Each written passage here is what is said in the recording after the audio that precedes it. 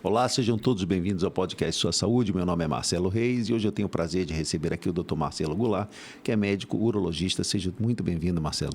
Obrigado pelo convite, estar aqui mais uma vez.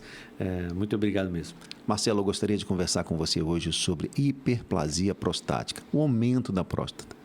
Uma condição comum na vida dos homens, com um sofrimento que, às vezes, desnecessário, porque existe tratamento. Conta pra gente o que é esse aumento da próstata. Eu sempre digo assim que a próstata aumentada é parte do nosso processo de envelhecimento. Então, nós, os homens, a próstata é um órgão que só os homens têm. Ela faz parte de uma conexão entre o sistema genital e o sistema urinário. Então, para que serve a próstata, né? A próstata faz exatamente essa conexão. No caso dos homens, o xixi, ele passa pelo mesmo canal que passa o esperma. E quem faz essa divisão é a próstata. Então, é uma glândula que fica abaixo da bexiga e ela é uma glândula que, por alguma razão, biologicamente, ela vai crescendo com o tempo. Então, quanto mais velhos nós ficamos, inevitavelmente a próstata vai crescer. Alguns, pela genética, vai crescer mais cedo.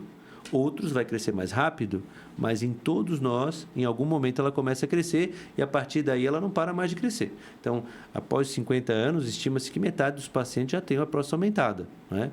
E a próstata aumentada, ela pode causar sintomas.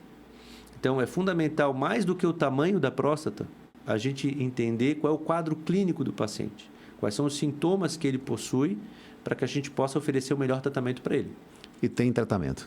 Sem dúvida. Então, assim, isso é muito importante, porque se estima que muitos homens têm medo de ir no médico, até porque acreditam que a próstata aumentada está relacionada com câncer, aquele medo do diagnóstico, e não procuram assistência já com muitos sintomas. Então, o que incomoda mais? Quando é que a gente começa a se preocupar em tratar esse paciente? Quando ele começa a ter sintomas para urinar, são sintomas miccionais.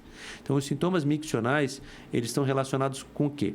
Com o jato de urina mais fraco, com a vontade de ir ao banheiro com mais frequência. Então, aquele paciente que fazia uma viagem de carro tem que parar para fazer xixi, uma coisa que ele não fazia antes.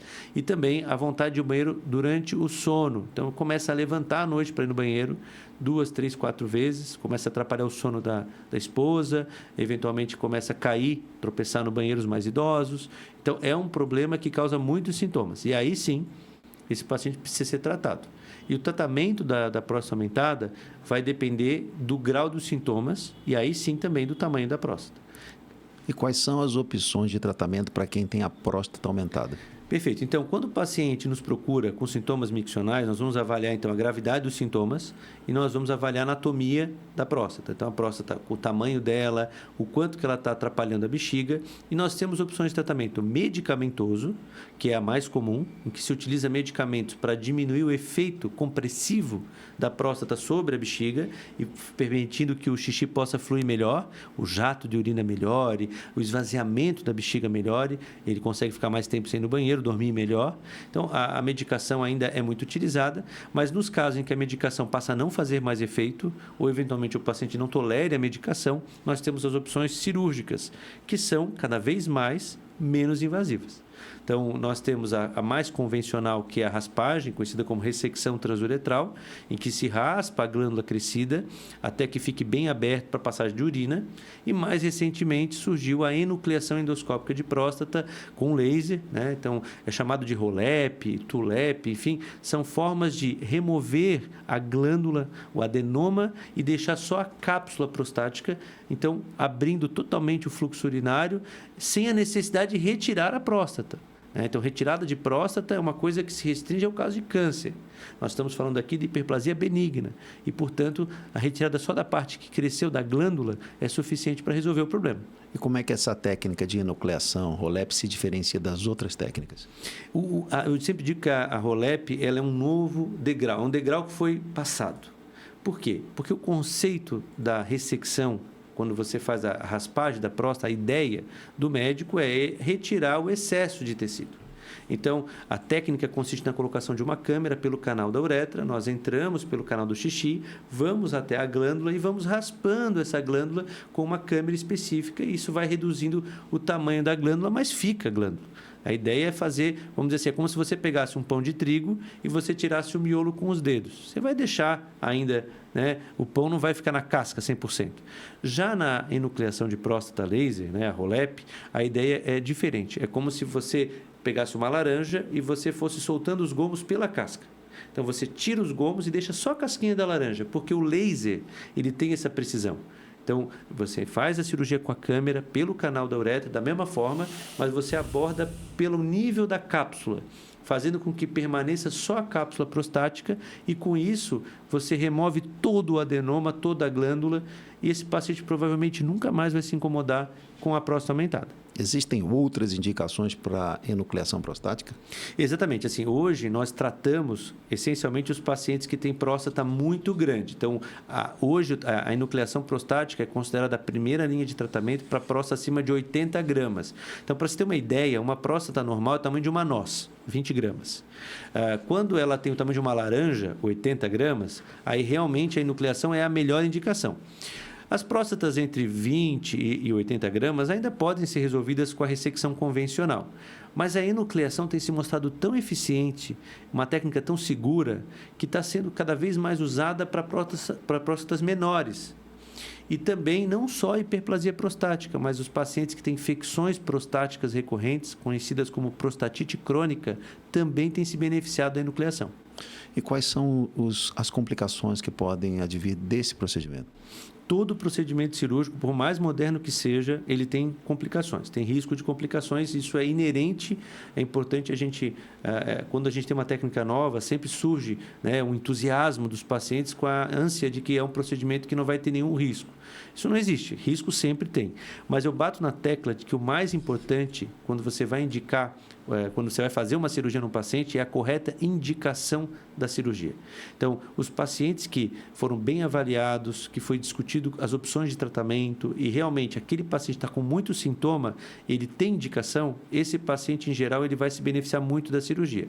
Mas as complicações podem acontecer, e as complicações mais comuns são infecção, porque você mexe ali no sistema urinário, uma bactéria pode se aproveitar disso, a infecção urinária, e a complicação mais temida, que não é comum, mas é a mais temida, é a incontinência urinária, que é quando você perde a capacidade de segurar o xixi.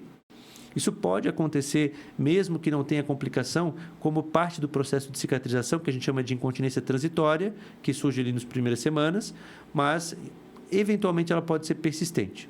Marcelo, qual é o tempo médio de recuperação de um paciente que é submetido à cirurgia para tratar a hiperplasia prostática, essa próstata inchada? Perfeito. Assim, muitos pacientes já percebem rapidamente a melhora do fluxo urinário. Então, em geral, isso é rápido, tá? Agora, como mexe numa região sensível, é um local que envolve ali a questão genital, sexual, é necessário resguardo, não só dos cuidados de saúde, mas também resguardo das atividades sexuais, da prática física, por pelo menos 2 a 3 semanas. Então, o tempo de recuperação, para dizer para o paciente assim, agora vida normal, em geral, 3 a 4 semanas. Existe um mito entre os pacientes que operam próstata sobre impotência sexual. Fala para a gente, tratar a hiperplasia prostática com as técnicas atuais causa impotência sexual? Essa tua pergunta foi sensacional, porque essa é a principal preocupação dos pacientes. E por que isso acontece? Porque se confunde com o câncer de próstata. A cirurgia de câncer de próstata tem uma taxa de impotência sexual, vamos dizer assim, de 5 a 10%, então é bastante alta, né? Quando a gente fala de cirurgia para hiperplasia prostática, para próstata aumentada, essas taxas de impotência caem para menos de 1%. E geralmente em pacientes que já têm impotência, um agravamento do quadro, e não necessariamente uma impotência de um paciente que não tinha problema de disfunção erétil. Então, hoje, tanto com a ressecção transuretral quanto com a enucleação, a chance do paciente ter impotência depois do procedimento é muito baixa, é menos de 1%. Existe necessidade no pós-operatório da fisioterapia? A fisioterapia, ela tem se mostrado tão eficaz no pós-operatório, então, se mostrar tão eficaz na vida do paciente, dos homens, não só na questão urinária, mas também sexual, na questão física, que atualmente alguns centros já indicam fisioterapia, mesmo nos pacientes que não vão fazer cirurgia. A fisioterapia pélvica que a gente fala, né? Hoje em dia tem várias técnicas com bioestimulação, etc. Essa fisioterapia, ela melhora a micção, o controle ejaculatório, melhora a vida sexual. Então, a fisioterapia pélvica, eu indico para todos os meus pacientes com sintomas miccionais moderados, mesmo que eu não vá fazer cirurgia. E nos que vão fazer cirurgia, eu indico como rotina de pós-operatório.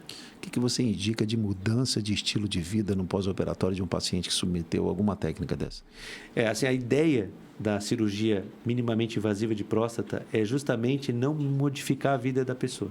A ideia hoje em dia é que esse paciente saia deste procedimento com o restabelecimento da sua condição urinária. Alguns pacientes dizem assim, nossa, eu não urinava assim só quando era criança.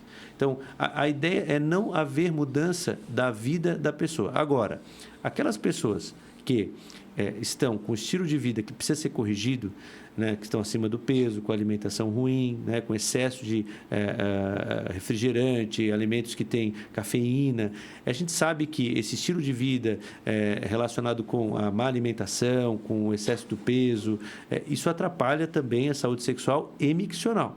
Então, nesse sentido, se o paciente fez cirurgia, mais do que nunca, é muito importante ele cuidar da alimentação, cuidar do peso, fazer acompanhamento multidisciplinar, fisioterapia, para que ele possa melhorar e não ter outros problemas que, mesmo com a cirurgia, ninguém está isento de ter, né?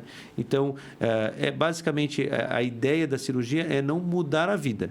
Mas, se com a cirurgia nós identificamos outras demandas, é muito importante a gente cuidar do paciente como um todo. Marcelo, a gente está chegando no final do nosso podcast. Eu já te agradeço. Eu queria que você deixasse um recado para quem está nos ouvindo, especialmente para os homens que têm hoje hiperplasia prostática, a próstata aumentada e sofrem com vários sintomas, principalmente a perda do sono à noite. Deixe uma mensagem sobre esse tema tão importante para ele. Obrigado pela oportunidade de falar com os pacientes masculinos que não tenham medo. Vão no médico. Urinar com jato fraco, ir ao banheiro frequente, acordar à noite para urinar de uma maneira recorrente não é normal. Conviver assim não é benéfico para a saúde e retarda o tratamento. Quanto mais tarde nós tratarmos, pior é o tratamento. É muito importante não ter medo de ir no médico, não confundir os sintomas de micção com câncer de próstata. São coisas distintas, embora o diagnóstico do câncer de próstata também faça parte da nossa consulta, a questão urinária ela precisa ser cuidada. Então, se você não está urinando bem, não deixe de procurar um urologista para investigar a sua saúde miccional. Marcelo, eu agradeço mais uma vez por ter participado do podcast. Eu agradeço a todos que ficaram com a gente até agora. Muito obrigado. Até o próximo episódio do podcast Sua Saúde. Muito obrigado, Marcelo. Muito obrigado, presidente.